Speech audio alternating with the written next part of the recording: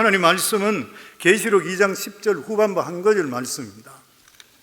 내가 죽도록 충성하라. 그리하면 내가 생명의 멸류관을 내게 주리라. 아멘. 오늘 말씀의 제목은 우리에게 첫 번째 비전인 평신도가 사역자가 되는 교회라는 그러한 제목입니다. 리 스토로벨의 불변의 소망이라는 책에 보면 복음의 능력에 대한 말씀을 이렇게 나와 있습니다. 사람은 근본적으로 변하지 않는다. 기존 가치를 유지하려는 경향이 있다. 그 사람이 자기 생각을 잘 안 바꾸죠, 보면. 그런데 성경은 바뀔 수 있는 것이 뭐냐면 복음으로는 바뀔 수 있다 그래요.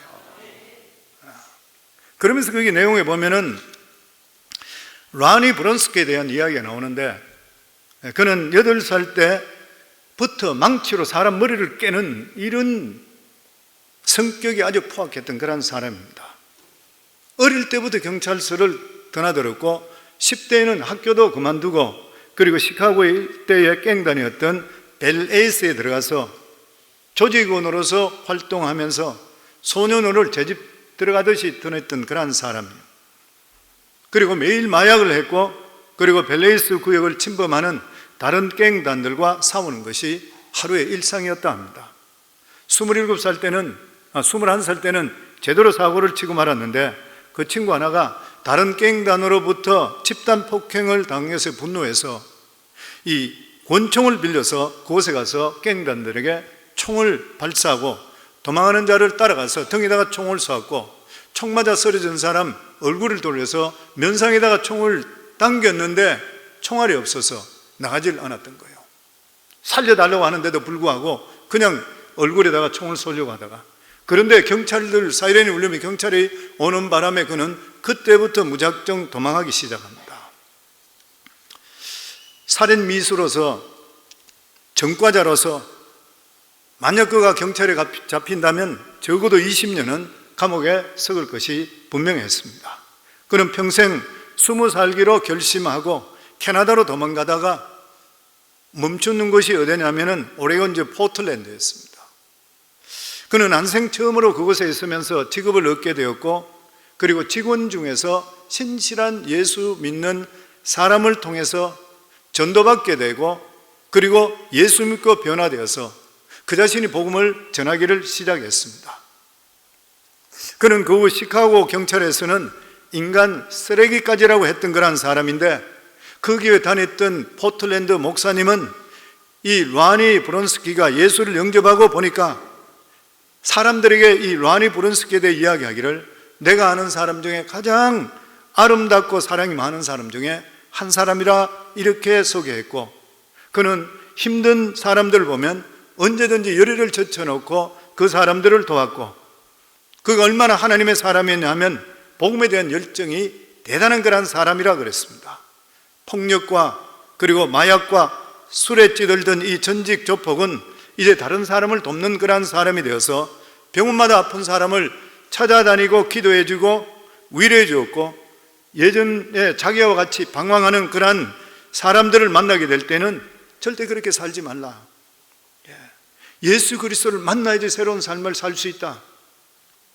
그리고 그는 예수를 잘 믿는 자매를 만나서 결혼해서 딸까지 낳게 됩니다. 인생에 희망이 없던 사람이 예수 믿고 나서 그 자신의 행복과 소망이 무엇인지를 알게 되었던 것이요.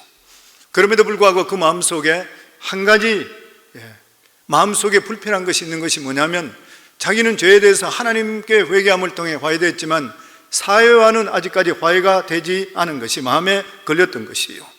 지나간 과거에 대해서 너무나 가슴이 아픈 것이고, 이것이 반드시 해결된다는 믿음이 생기길 시작했습니다.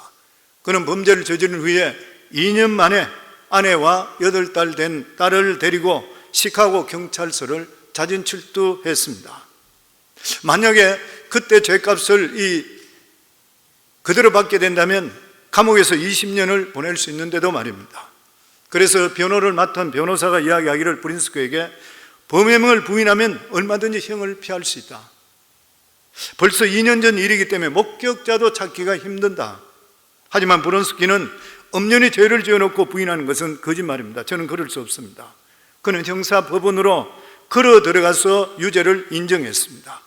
그러자 법정에서 모든 사람들이 깜짝 놀라, 배심원들도 경찰들도 당신을 찾지 않는데 왜 포틀랜드에서 계속 숨어 있지 않고 자수했나요? 이해가 되지 않습니다. 이렇게 했을 때 브론스키는 다른 설명하지 않고 고린도후서 5장 17절 그런즉 누구든지 그리스도 안에 있으면 새로운 피조물이라 이전 것은 지나갔으니 보라 새 것이 되었도다. 그러면서 그는 자신을 쐈던 사람을 찾고 찾아가서 실제적으로 사과를 했습니다. 이 브론스키의 사연을 통해서 하나님은 천하 악질 같은 그런 사람도 예수 그리스도 안에 있으면 성화돼서 제자 될 수 있다는 사실을 보여줬던 것이요. 이 사실이 시카고 출입원지에 나왔는데 이 기사를 쓴 사람이 바로 리 스트로벨이라는 그런 기자입니다. 그러면서 그 제목이 뭐냐면 개과천선한 깡패 죗값을 치르기 위해서 돌아오다. 1업 3면에 크게 돼서 특별했습니다. 다음날 판결에서 재판장은 브론스키를 보고 이렇게 판결을 했습니다. 저는 피고를 감옥에 보낼 수 있습니다. 아니, 피고가 지은 죄를 생각하면 감옥에 보내야 합니다. 하지만 피고는 더 이상 사회에 위협이 되지 않는 것으로 판단됩니다. 새로운 사람이 되었다는 말이 맞는 것 같습니다. 그래서 피고를 감옥에 보내지 않겠습니다. 대신 집행유예를 선고합니다. 피고는 집으로 돌아가도 좋습니다. 법정 밖에서 놀러가고 있는 브론스키에게 이 리 스트로벨 기자가 찾아와서 하실 말씀이 뭡니까? 이렇게 물었을 때 그가 이렇게 대답했습니다. 판사는 제게 은혜를 베풀어 주신 것입니다. 예수님이 제게 주셨던 것처럼 말이죠.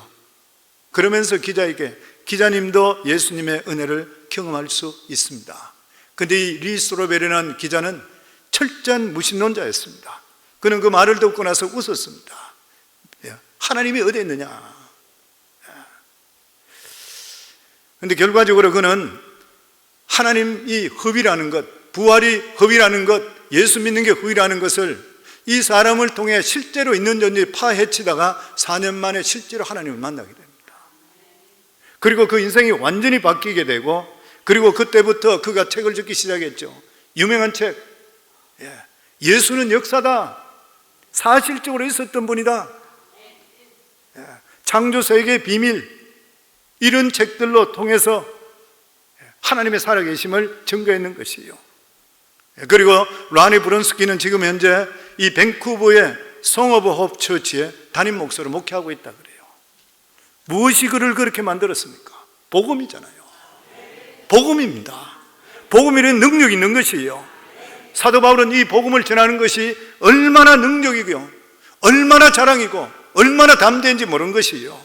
그래서 로마서 1장 16절에 보면 내가 복음을 부끄러워하지 아니하나니, 이 복음은 모든 믿는 자에게 구원을 주시는 하나님의 능력이 됨이라. 먼저는 유대인에게요, 그리고 헬라인에게라. 그 당시에 복음이라는 것은 노예들이 믿고 여자들이 믿고 지식 없는 사람 믿고 하루치기 믿는다, 이렇게 생각했던 거예요. 부끄럽게 생각했던 것이. 그런데 사도 바울은 뭐래요? 내가 복음을 부끄러워하지 않으니, 왜냐하면 복음의 내용이 너무나 단순했고, 그래서 사람들이 무시당하고 있을 때에 내가 복음을 부끄러워하지 않느니 이 복음은 모든 사람에게, 믿는 자에게 구원을 주시는 하나님의 능력이 됨이라. 그리고 유대인들, 너희들이 하나님을 안다는 너희들이나 지식이 있다는 헬라인이나 누구든지 이 복음이 다 필요하다는 것이에요. 복음은 누구나 다 필요합니다. 이렇게 문제 있는 깡패인 라니 이 브란스키 같은 이러한 사람만 있는 것이 아니라 대통령도 필요하고 재벌도 필요하고 과학자도 필요하고 모두에게 복음이 필요해요. 복음이 없으면 심판을 피할 길이 없는 것이에요. 그래서 요한복음 14장 6절에 보면 예수께 이르시되 내가 곧 길이요 진리요 생명이니 나로 말미암지 않고는 아버지께로 올 자가 없느니라. 이 말을 하실 수 있는 분은 오직 유일하신 예수님밖에 없는 것이요. 그렇기 때문에 성도는 우리가 예수 믿는다는 자체가 흥분되는 거예요. 믿음을 가졌다는 것이 얼마나 감사한지 몰라요. 데살로니가서 3장 2절에 보면 믿음은 모든 사람의 것이 아니라 그랬어요. 성도님 믿으시죠? 예수 믿으시죠? 절대로 아무나 갖는 게 아니래요. 아무나 갖는 게 아니래요. 늘 말씀드리지만 저는 교회 10년 동안 다니면 믿음을 그렇게 갖고 싶었는데 안 믿어지더라니까요. 근데 우리가 믿잖아요. 얼마나 감사한 일인 것이에요. 우리 모두 믿음을 가지셨죠? 그럼 우리가 어떻게 살아야 될까요? 당연히 복음 전하는 삶을 살아야 되고, 믿음이 연약한 자들을 굳건히 세우는 일에 우리가 받았던 은혜를 베풀 수가 있어야 되는 것이에요. 하나님께서 그 일을 위해서 우리 교회를 세워주셨습니다.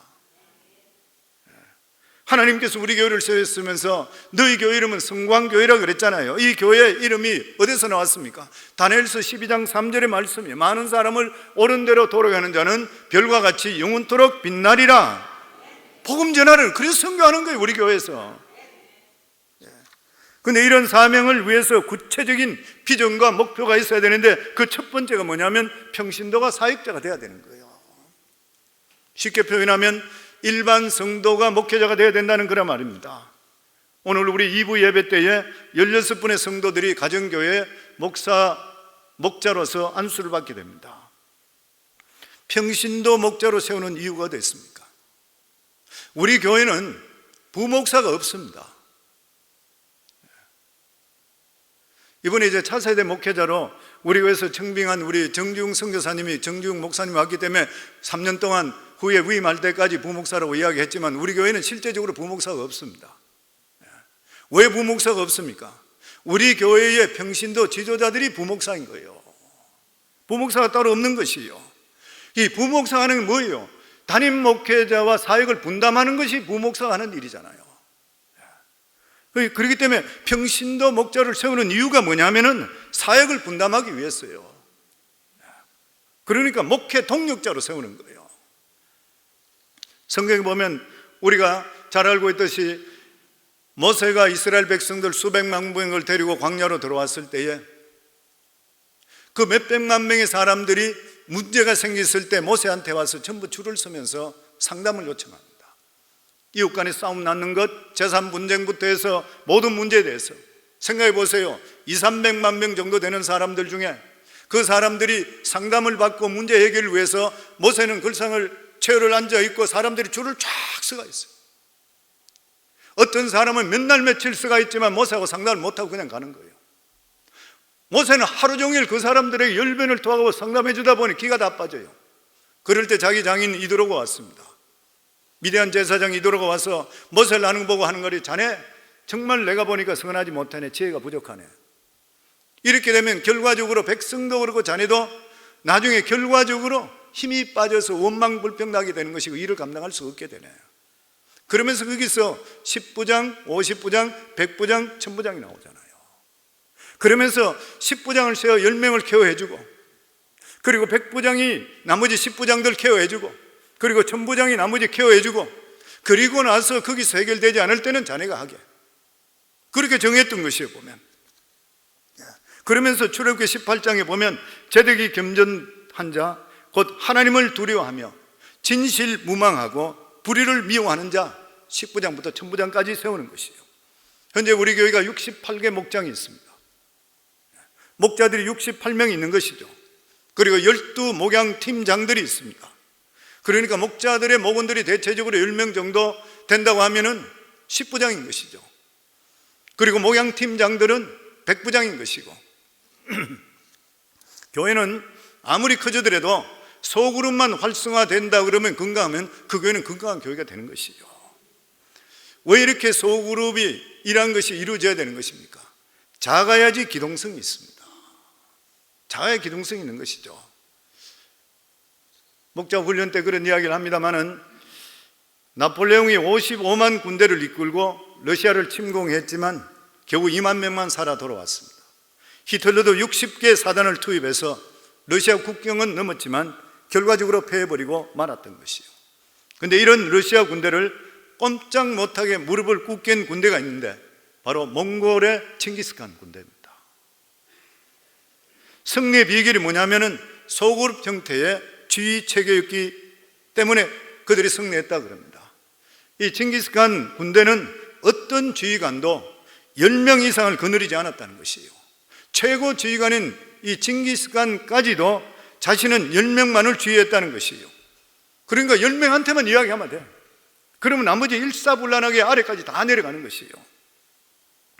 성경은 성도들은 그리스도의 좋은 군사라 그랬습니다. 왜 좋은 군사라 그런 것이요? 사탄과 싸우는 영적인 군사라는 것이요. 에베소서 6장 12절에 보면 우리의 씨름은 혈과 육에 대한 것이 아니요 정사와 권세와 이 어두운 세상 주관자들과 하늘에 있는 악한 영들과에 대함이라. 아멘. 우리 교회는 목자를 세울 때 부부일 경우에는 남자들을 목자로 세웁니다. 그 이유는 남자가 가정의 제사장이기 때문인 것이죠. 남자가 믿음 안에 들어야지 가정이 복을 받게 됩니다. 여성분들은 타고난 영성이 있어요. 관리가 좀 부실하게 두더라도 여자분들은 살아나요 보면. 근데 남자들은 도망가 버립니다. 그래서 남자들을 세워주는 것이요, 남자들을 훈련하는 것이 여성 훈련보다 훨씬 더 힘들어요. 그러나 일단 남자들은 은혜 받으면 잘 안 변해요. 여성분들과 같이 감정에 치우치질 않아요 보면. 변덕이 별로 없어요. 여성분도 안 그런 분이 있겠지만. 그리고 두 번째로 평신도를 목자로 세우는 그런 이유는 초대교회로 돌아가기 위해서입니다. 제가 이 말씀 지금 드리고 있는 이유가 왜 우리 교회 목장을 해야 되며 왜 우리가 목자로 써야 되는데 해서 성도님 확실히 아셔야 되는 거예요. 초대교회는 모두가 가정교회였었습니다. 평신도가 지도가 돼서 모였던 그런 교회예요. 신약시대, 사도행전 시대 모두가 평신도였었고 모든 성도들이 목사였습니다. 신약시대 때는 모든 도시에 교회가 하나밖에 없었습니다. 그러나 그 도시의 집마다 모이는 수많은 가정교회가 있었던 것이고 이들을 지도했던 사람은 평신도 목사였습니다. 성도님, 우리가 잘 알고 있듯이 평신도란 말은 성경에 없는 말인걸. 성경에 있는 말은 성도든지 아니면 제자들이라 그럽니다. 평신도란 말은 로마 제국에서 기독교가 공인되기 시작한 주후 3세기경에 교회가 급속도로 팽창하기 시작했습니다. 그러면서 제도화되고 조직화되기 시작했던 것이요, 그러자 이 구약 시절처럼 제사장과 백성의 관념으로 성직자와 평신도라는 명칭으로 구별되기 시작했습니다. 첫 번째 했던 사람이 카타로그의 감독인 키프리안이 처음으로 평신도란 말을 썼으며 레이맨, 레이워먼, 별 볼 일 없는 보통 사람이라 이 말인 것이죠. 이 말 표현처럼 교회 전체의 80%에서 95%까지 이르고는 평신도들이 교회에서 잠을 자고 있는 거예요. 그냥 교회 왔다만 가면 된다 생각했는 것이요, 똑똑하고 능력 있는 그러한 평신도들이 소극적인 역할에서 벗어나지를 못하는 것이요, 대부분의 평신도들은 교회 예배 드리는 것이 아니라 예배 보러 왔다가 비동적으로 생활하는 것이요, 그래서 교회 헌신에 대해서도 이리저리 자꾸 피하고 빠져나가는 경우들이 많이 있는 것이요. 교회는 교역자 목회에서 평신도 목회로 바뀌어야 됩니다. 평신도가 주체가 될 수가 있어야 되는 것이요, 스스로 목회할 수가 있어야 되고, 그리고 자기 자신이 은혜 받고 내가 받았던 은혜를 사람들에게 나눠주고 가르칠 수가 있어야 돼요. 그러면 자기 신앙이 커지기 시작해요. 평신도가 건강해질 때는 교회가 건강해지고 교역자도 살게 되어 있는 것이요, 지금은 다른 나라로 이사가는 우리 집사님 가정 한 분이 우리 교회 올 때 그렇게 이야기해요. 자기가 옛날에 다니는 교회에서 우리 교회에 올 때, 하나님 정말 이 교회에서 제가 견디기는 힘든데 내가 어떻게 여기 있을까요? 아니면 중칙을 가지고 있기 때문에, 아니면 제가 가야 될까요? 그것을 위해서 기도하고 있는데 하나님께서 꿈속에 확실하게 보여준 게 뭐냐면, 자기 교회라고 보여주는데 양들이 살이 쪄서 뚱뚱하게 있는데 다 뒤집어져가 누워가 있더라고요. 목사님이 다니면서 그냥 이렇게 세우려고, 근데 안 일어나고 그냥 있더래요. 근데 다른 울타리 하나가 보니까 우리 성광교회가 보는데 양들이 그렇게 크지 않고 중사이 되는데 막 힘이 나서 막 그렇게 찢어 전부 다 막 뛰어다니더래요. 그러면서 그때 보면서 하나님 저기 가고 싶습니다 하니까 자기들이 거기서 담을 넘는 것을 보여줬대요. 그리고 우리 교회 왔어요. 저는 우리 성광교회 성도님들이 이런 식으로 훈련되어 있기 때문에 건강한 성도라고 믿습니다. 아멘. 그래서 아까도 말씀드렸듯이, 그래서 우리 교회는 부목사가 없는 것이요, 교부 사역자가 있고 그리고 팀 사역자들이 있습니다. 왜냐하면 목자들이 모두 다가 부목사들이기 때문에. 그래서 평신도 부목사인 우리 목자들이 리포트를 교회 교구 사역자들을 통해 보고 올라오면 교구 사역자가 조합해서 담임 목사에 저에게 줍니다. 그러면 저희가 그것을 보고 사역자 회의할 때에 우리 청소년부터 어린이까지 모든 과정을 다 같이 조합해요. 그래서 성도들 가정의 아이들부터 해서 부모들 간에 무슨 문제가 있는 걸 다 보고 우리가 필요하면 신방 가고 연락하고 그렇게 하고 있는 거예요. 지금까지 그래 하고 있었던 거예요. 어제는 셰파드 라이프가 처음으로 종강을 했습니다. 제 1기가 3년 동안 훈련받은 사람들, 대단한 것이죠. 그런데 거기 가서 제가 그렇게 이야기했습니다. 성경 공부를 그냥 끝나버리면 지식 하나 더 배우는 거로 끝나버린다 그랬어요. 물론 성경 공부도 너무 중요해요. 배워야 되는 것이에요. 그러나 배운 것으로 그냥 끝나버리면 남는 것이, 세월이 지나면 거의 남는 것이 없어져요. 그러면 결과적으로 뭐예요? 졸업장 자랑밖에 하지를 않게 되는 것이에요. 이 공부가 배웠다 그러면 공부가 내 삶 속에 열매를 맺고 변화의 역사가 임해야 돼요. 그 중에서 최고의 열매가 무엇입니까? 내가 알고 있는 이 은혜, 이것들을 주위 사람들에게 가르칠 수가 있어야 되는 것이고 함께 나눌 수가 있어야 되는 것이요. 이것을 함께 나누는 것이 바로 평신도 교회, 가정교회예요. 옛날에 저도 평신도로 있을 때에 은혜 받고 나서 내가 은혜 받고 너무 감사하니까 주위 사람들이 나보고 나서 가르쳐 달라 그래요. 제가 뭐 실력이 있어요? 평신도가 뭐가 있어요? 그 사람들이 그렇게 강구하고 담임 목사님이 가르치라고 나보고 부탁을 하고 그렇게 해서 사람들을, 젊은 정도를 모아놓고 성경 가르치기를 시작하니까 내가 실력이 너무 부족해. 은혜만 충만했지. 그래서 내가 목회자 되는 거 생각하지 않고 신학교를 들어가게 됐던 거예요. 내가 더 잘 알기 위해서. 그래서 목자들이나 목양팀장들은 그냥 사람만 관리하는 것이 아니라 내가 받았던 은혜를 나눠줄 수 있어야 되고 사람을 믿으며 사람을 키워야 돼요. 목자협에 붙은지 목양팀장이 붙게 되면 내가 열정이 같이 그 열정이 나게 와야 돼요. 목자 만났는데 목양팀 만났는데 기도도 하지도 않는 그런 사람 옆에 갖다 붙어 놓으면 배우는 게 뭐 세상적인 이야기밖에 안 나와요. 보면 자격이 없는 것이죠. 교회에 있는 중직자도 마찬가지잖아요. 중직자들 만났는데 이야기하는데 은혜가 충만하고 내가 이렇게 사니까 하나님이 이렇게 하셨더라, 이게 나와야 되는 것이지 뭐 어느 집이 크더라, 어디가 좋더라, 뭐 좋더라 이런 이야기 나면 안 되거든. 이게 세상적이 아니잖아요. 세상적일 때 왜 교회 와요 우리가? 교회 회복은 초대교회 모형인 두 날개를 가진 교회가 돼야 되는 거예요. 역사상 가장 역동적인 교회가 언제였으면 초대교회였습니다. 초대교회는 두 날개를 가진 그러한 교회였던 거예요. 두 날개라는 것이 대그룹과 소그룹입니다. 대그룹은 성전에 모이는 교회, 템플 처치죠. 소그룹이란 목자한 교회, 하우스 처치예요. 초대교인들은 성전과 집에서 모였습니다. 사도행전 2장 46절에 보면 날마다 마음을 같이하여 성전에 모이기를 힘쓰고 집에서 떡을 떼며 기쁨과 순전한 마음으로 음식을 먹고 날마다 마음을 같이하여 성전에 모였대요. 성전 교회는 일주일에 한 번 오는 교회가 아니에요. 보면 날마다 교회 왔대. 그리고 집에서도 떡을 떼고 가정교회로 모였대요.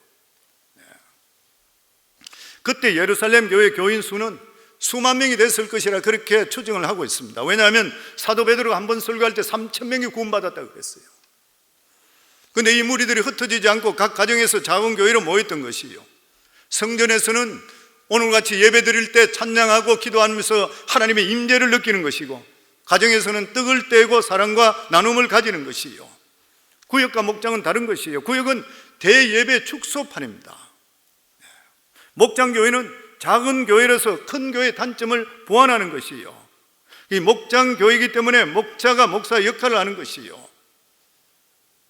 이 가정교회, 셀교회 전문가들은 신학적으로 평신도가 목사로 불리우지 못할 아무런 이유가 없다 그렇게 이야기해요. 저는 평신도 집사장 안수 집사 20년 동안 신앙생활하고 성경교사로 있으면서 너무나 느낀 점이 많았던 것이 뭐냐면은 평신도들이 똑똑한 사람이 진짜 많다는 거예요.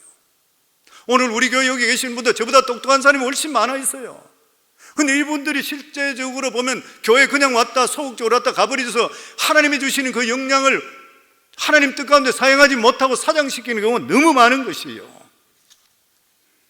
이렇게 된 것이 이 초대교회 한쪽 날개인 소그룹을 잃어버린 것이 언제냐면 콘스탄틴 대제 때에 313년에 기독교를 국교로 공인하고 난 뒤에 있었습니다. 그 전까지는 집에서 모이고 역동적이었었는데 그 이후부터는 나라에서 인정해주는 국교가 됨을 통해서 목회자들이 풍성한 돈을 받게 되고 평신도 대신에 안수받은 성직자들이 역할이 강화되어 버렸습니다.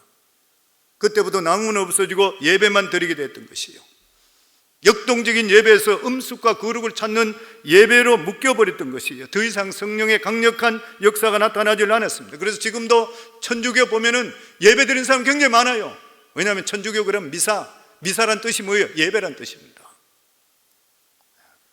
국교가 되고 나서 교회가 권력을 갖고 그리고 세속화되기를 시작했던 것이요, 중국이 공산치하에서도 부흥했던 그런 이유가 뭐냐면 처소교회라는 적은 가정교회를 통해서 그 안에서 기사와 이적이 일어나고 성령의 역사하심을 제한하지 않았기 때문인 것이, 교회는 성령의 역사가 끊어지면 끝나버린 것이요.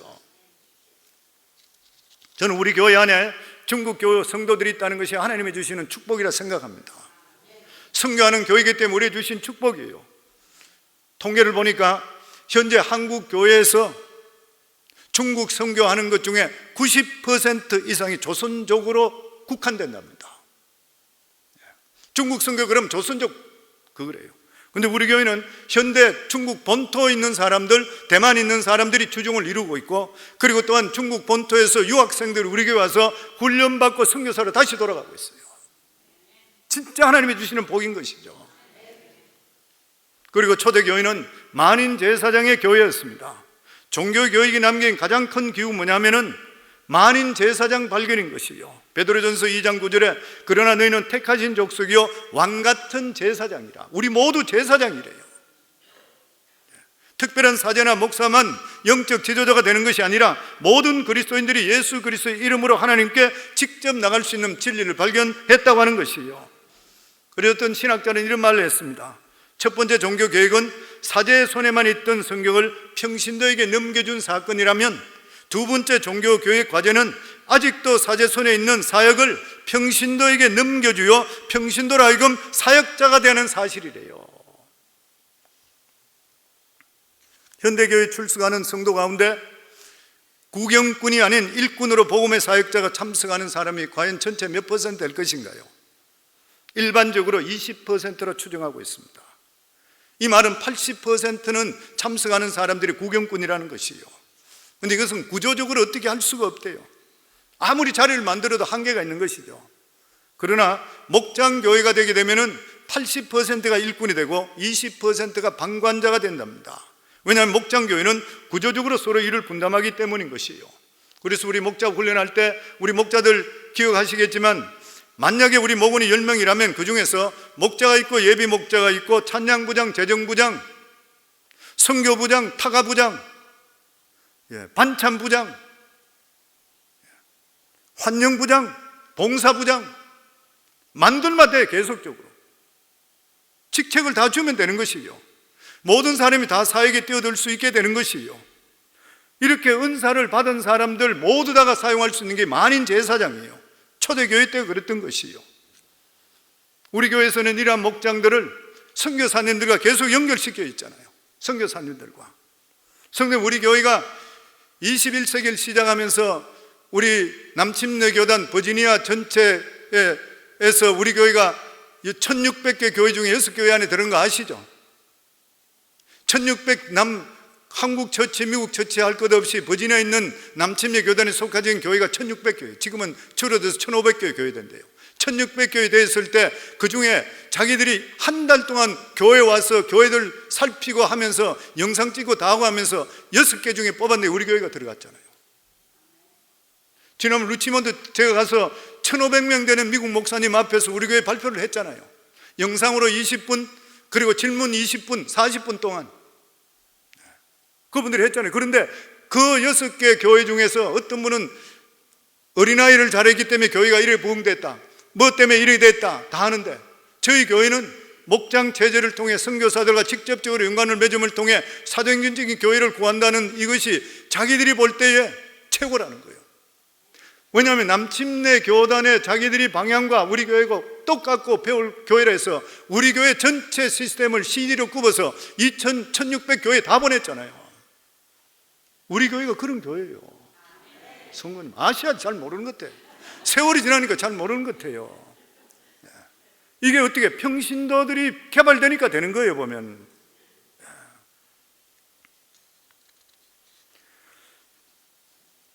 그리고 목장은 초대교회 같이 치유의 공동체가 되어야 됩니다.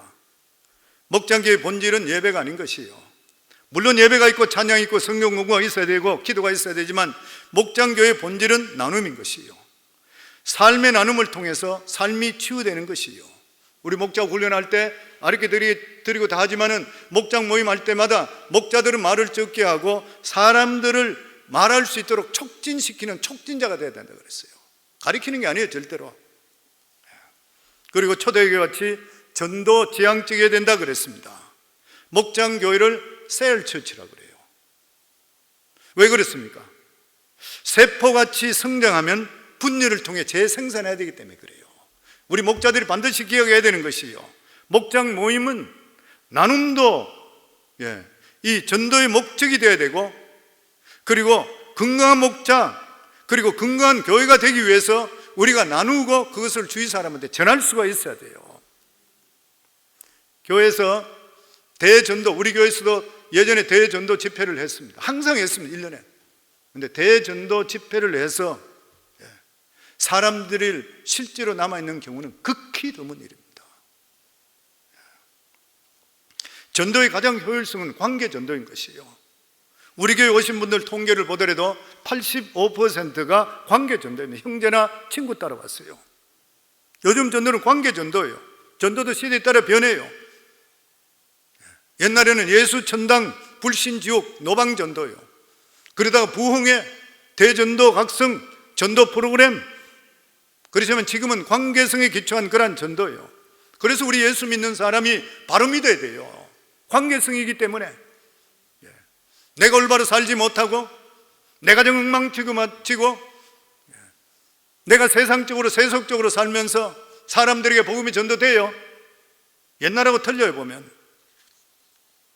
그리고 우리 교회는 G12인데 뭐 여기까지 디테일하게 제가 이야기를 드리기가 좀 그렇습니다만은 12명의 예수님이 제자를 통해 세상을 변화시켰잖아요.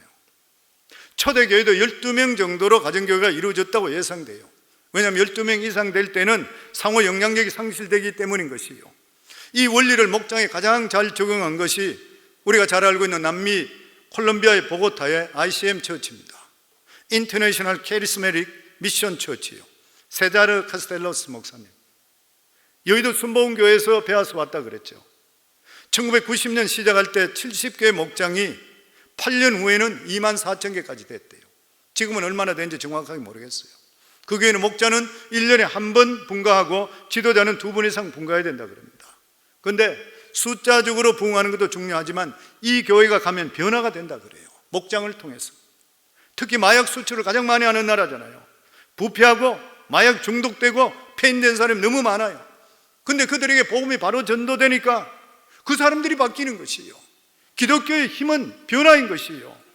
교회 아무리 오래 다녀도 예습성 그대로 가지고 있다 그러면 그 사람 가짜예요. 저희 교회도 이 원리를 사용해서 저희가 12명을 두고 있습니다. 디테일한 것들을 우리가 목자 때 이야기를 목장 훈련 때 하는 것이지만, 마지막으로 제가 말씀을 맺으면서 신앙이 본이 되는 목자 부부가 성경에 있습니다. 우리가 너무나 본받아야 될 아름다운 부부예요. 신약 성경에 나오는 사람, 너무나 잘 알고 있는 브리스길라 아굴라 부부입니다. 브리스길라 아굴라 부부. 이 부부의 특징이 뭐냐면 항상 같이 있었습니다. 항상 함께 했습니다. 성경에 보면은 이 부부에 대한 기록이 6번 나와요. 사도행전에 3번, 로마서, 고린도전서, 디모데후서. 전체 성경에 한 부부에 대해서 6번 나오는데 어디 있습니까? 근데 브리스길라 아굴라가 나와요. 근데 이 6분 모두 이 부부는 같이 있었습니다. 부부간에 같이 동력했던 사람이에요. 남편만 했는 것도 아니고 아내만 했는 것이 아닌 것이에요. 근데 이렇게 부부간에 같이 어떻게 할 수 있어요? 마음이 맞아서 생각이 하나 돼서, 물론 그럴 수도 있겠죠.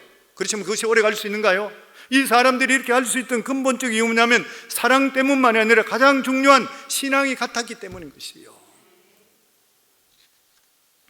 그리고 이 부부는 목회자와 그 사역에 대해서 자기가 너무나도 헌신을 많이 했습니다. 이 부부의 헌신에 대해서 사도 바울은 이들 보고 자기들의 동력자라고 그랬어요. 로마 16장 3절에 5절 상반부에 보면 이렇게 말씀합니다. 너희는 그리스도 예수 안에서 나의 동력자리된 브리스길라와 아굴라에게 문안하라. 우리 교회에서 왜 선교를 동력이라 그런지 알아요? 후원이 되는 것 같으면 하고 싶으면 하고 안 하고 싶으면 안 하면 끝나요. 동력이라는 것은 함께 한다는 거, 함께. 내가 안 하게 되면 다 깨트려진다는 것이에요. 그래서 선교는 후원이 아니라 동력이 되는 거예요. 여기 보면 브리스길라 아굴라 보고 나의 동력자들, 얼마나 귀한 명칭입니까? 우리 교회 목자들은 담임 목회자, 성도, 우리 목회자들의 동력자리에요. 동력자. 성도님들, 그러면서 여기 보면 브리스길라 아굴라의 문화를, 그들은 내 목숨을 위하여 자기의 목까지 내어놓았나니, 자기 목까지 내놨대요. 나뿐만 아니라 이방인의 모든 교회도 그들에게 감사하느니라. 또 저희 집에는 있는 교회도 문안하라. 가정교회 목자의 목자. 이 부부는 가정교회 평신도 목자 부부였습니다. 왜 그동안 어려움이 없었겠어요? 목자하면서 얼마나 어려움이 많아요. 성도는 얼마나 많아요. 보면은 목자하는 거 별로 그게 쉬운 것 같아요. 절대 안 쉬워요. 근데 성도님 생각해 보세요. 세상에도 상급이 있는데 하나님 나라 일하는데 상급이 왜 없겠어요? 저희 부부가 목자가 되고 그리고 나서 집사장이 되면서 목사님이 계시지 않아서 저희가 근 3년 동안 평신도로 있으면서 가정들마다 문제 있을 때 찾아가 같이 기도하고 병자들 위해 기도하고, 저희 아내가 만삭이 됐는데 막내 데니엘을 임신해서 만삭이 됐는데도 그러면서도 계속 목자였었고, 나중에 집사장 돼서는 막 온 데를 다 다녀요. 그러다 나중에 너무 힘드니까 밤에 신방 갔다 오니까 저희 아내가 막 울면서 그래요. 내가 목사, 자기가 막 하나님께 그렇게 기도했대. 옆에서 운전하면서 보여 우는데 자기가 막 자기가 기도했는 거, 우리가 목사입니까? 전도사입니까? 우리가 왜 이러고 있습니까? 우리 자녀들 어떻게 합니까? 하나님 이렇게 지금 아이들 돌봐야 되는데 우리 어떻게 합니까? 성령의 음성이 들렸죠. 네 자녀들 내가 책임진다. 아이들 그러면 대학교 사립대학교 등록금을 어떻게 하면 그것도 내가 책임진다. 실제로 그 음성 듣고 나서 애들부터 모든 것까지 다 키워줬잖아요.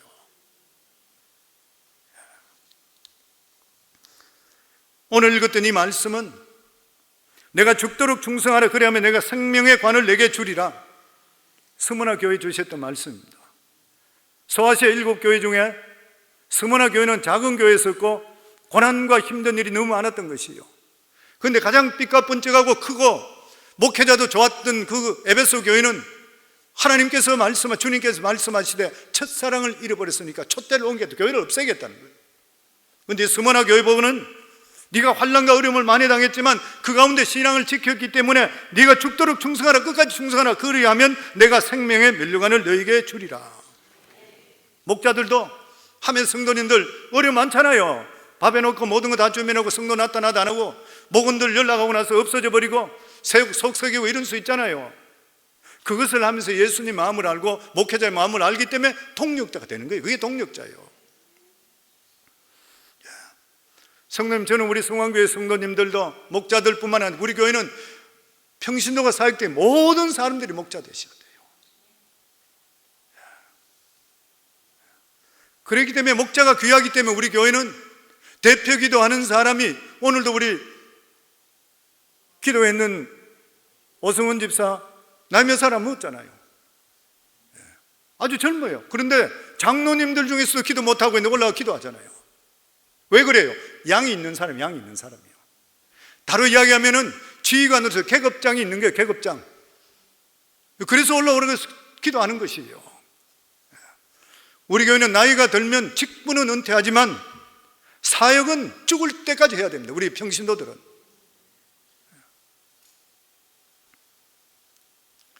성경에 충성된 자에게는 상급이 있다 그랬어요. 어떤 목회자들은 그렇게 이야기합니다. 천국 가면 똑같아요. 뭘 똑같아요? 그러면 성경에 왜 그러게 해요? 자기에게 사명을 감당하는 자에게 주는 면류관이 있어요. 계시록 3장 11절에 보면 내가 속히 이 말이니 내가 가진 것을 굳게 잡아라. 굳게 잡아 아무나 내 면류관을 빼앗지 못하게 하라 그랬어요. 성경 디모데후서 4장 7절에 보면 의의 면류관이 있다고 그랬습니다. 내가 선한 싸움을 싸우고 나의 달려갈 길을 마치고 믿음을 지켰으니 이제 후로는 나를 위하여 의의 면류관이 예비되어 있으니, 믿음을 끝까지 지키는 분은 의의 면류관 받는데요. 그리고 시들지 않는 영광의 면류관이 있어요. 베드로전서 5장 3절에 4절에 보면 맡기운 자에게 주장하는 자세를 하지 말고 오직 약물의 본이 되라. 그리하면 목자장이 나타날 때 시들지 아니하는 영광의 면류관을 받으리라. 목자들이 받는 거예요. 목회자가 받고 목자들이 받는 거예요. 그 다음에 생명의 면류관이 있어요. 계시록 2장 10절에 내가 죽도록 충성하라. 그리하면 내가 생명의 면류관을 내게 주리라. 죽도록 충성하래. 성도님 충성하셔야 돼요. 우리가 하나님께 모든 걸 다 드리고 살고 있잖아요. 보면 교회 안에서도 먼지 종이 떨어졌는 것, 뭐 여러 가지 이런 것들 다 주셨어요. 주 다니면서 남이 얘기했지 생각하지 마시고, 남이 보는 거 생각, 하나님 보고 계세요. 일일이 다니시다가 뭐 이것처럼 조금이라도 내가 뭘 도움을 줄까, 그렇게 생각하셔야 돼요. 교회에서 헌신자 광고 자꾸 나오는 건 진짜 부끄러운 일이에요. 따지고 보면은. 그 다음에 견면류관이 있어요. 계시록 4장 4절에 보면 우리 같이 한번 읽도록 하겠습니다. 또 보좌에 둘러 24보좌들이 있고 그 보좌 위에 24장로들이 흰 옷을 입고 머리에 견면류관을 쓰고 있으더라. 헌신한 자들, 순교자들이 받는 거예요. 보면 사랑하는 성도님들, 우리 모두 다가 하나님의 꿈과 비전을 이루기 위해서 첫 번째 주시는 비전이 평신도 사역자 되는 겁니다. 만약에 평신도 사역자가 아니고 성직자들이 주관하는 것이 되면 평신도는 진짜 병신도가 되는 거예요. 내가 평신도를 20년 있어 봤기 때문에 하는 말이에요. 우리가 셀프 서바이브 할 수 있어야 돼요. 담임 목회자가 바뀐다고? 뭐 변동이 있다고? 내 자신이 따라다니고 내 자신이 허물어지는 거. 왜 그래요? 내 자신에 대해서 믿음이 확실히 굳게 서지 못하기 때문에 그래요. 저는 우리 성광교회 성도님들 정말 평신도 사역을 한 분도 빠짐없이 사역자가 다 되길 바라서 의의 면류관, 시들지 않는 면류관, 영광의 면류관, 썩지 않는 면류관, 그리고 생명의 면류관, 견면류관 받을 수 있는 우리 성도님 다 되기를 주 이름으로 축원합니다.